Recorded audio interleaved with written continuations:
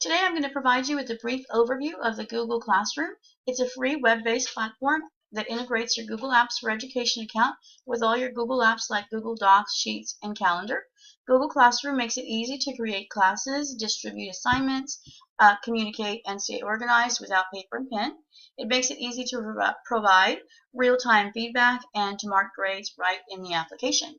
So if you're new to Google Classroom, you can go to the site google.classroom.com. Make sure you're signed in with your Google for Education credentials. You'll see the login information on the left side, and you'll want to click Login as a teacher. You can instruct your students to log in, come to this website, and choose Students. I am a teacher, so I'll click on that. And here you have Welcome to Google Classroom, create your first class. So you're going to click the button.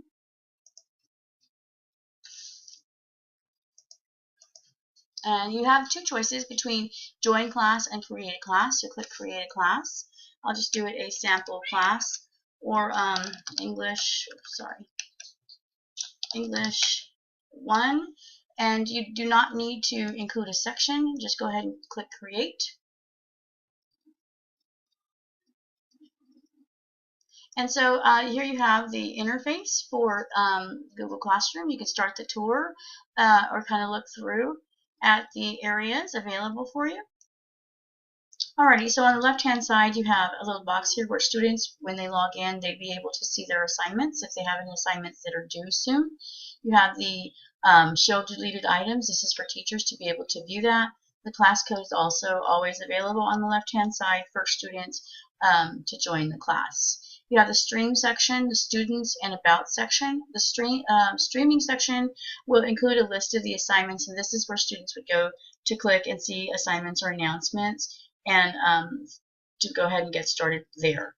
In the students section, this is where you can invite students from your contact groups or emails or your contacts. You can click invite and kind of search for them, or if you have contacts, they'd be listed there. I don't have any with this particular account. Also in this section, you can make a choice here. You can decide whether you would like for students to post and comment, or if you would like for only students to comment, or only the teacher can post or comment. So this is kind of an individual choice for you. It can be useful for collaboration or peer tutoring, but it can also require more monitoring than you may want to provide. So of course that's a teacher choice. And then of course here you also have the class code again. In the About section, this is where you may want to include your syllabus. Click through here. You can put the title, a description if you choose to, your classroom. It has a Google Drive folder, a calendar to view in the classroom, and you can open the calendar as well. Many teachers use this section to include their syllabus and other classroom required material. So that's a place for that. You can change the theme or upload a picture, and you can kind of log out and change to a different account if you choose to do that. So I'm going to go ahead and go into my teacher account, and that way we can see a little bit more of some of the details that I provided for you there. So this is the main page of my Google Classroom account.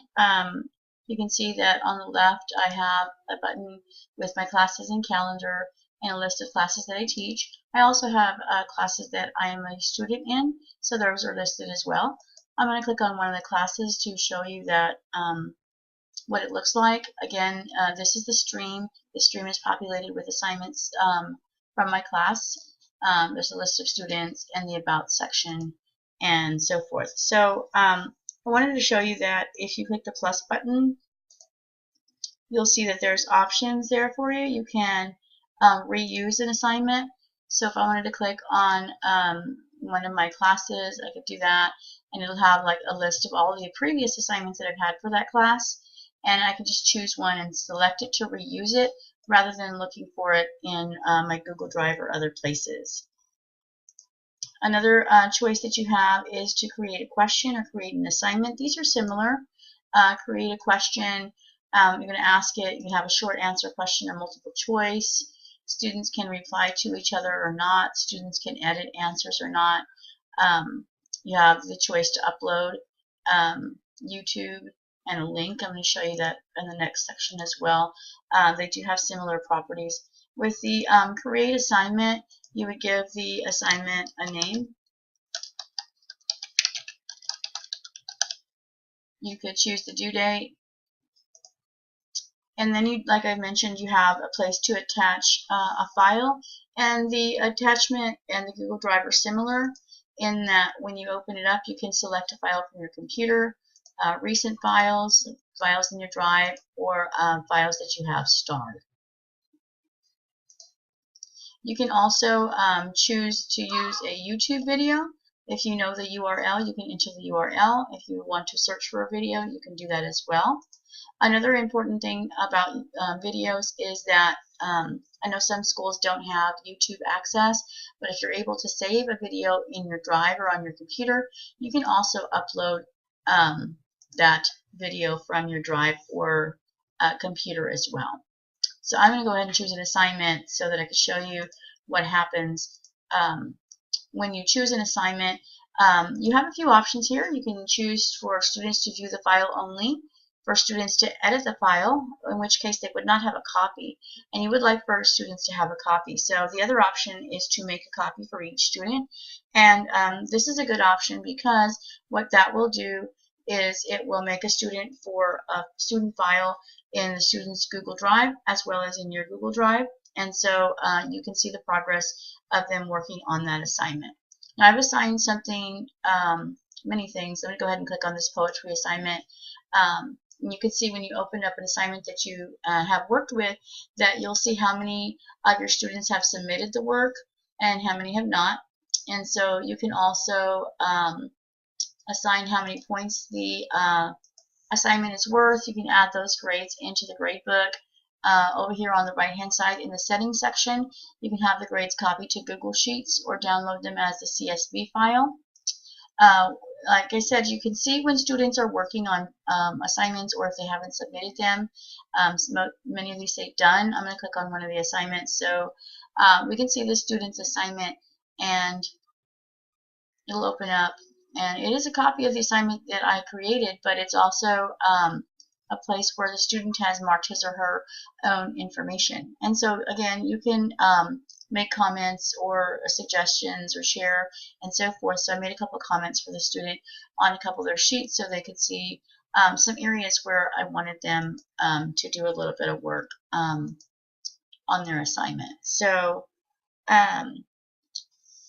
again, the assignments will come across the stream, and I found it very useful, and I hope it's something that you can use. It's just an overview of the Google Classroom. I've started using it over a period of time, and I've helped other teachers kind of setting it up. The setting it up is a little bit difficult sometimes, but once students get started with it, it is very easy to use. Teachers like the features of being able to have assignments in one place, being able to view assignments, grade assignments, and even for presentation purposes, all of the Google Slides or assignments are all in one place without having students need to use flash drives or signing on and off of accounts or emails and things like that. Everything is in one place. So I found the app very useful, and I thought I would share it with you, and I hope you enjoy it as well. So thanks for watching.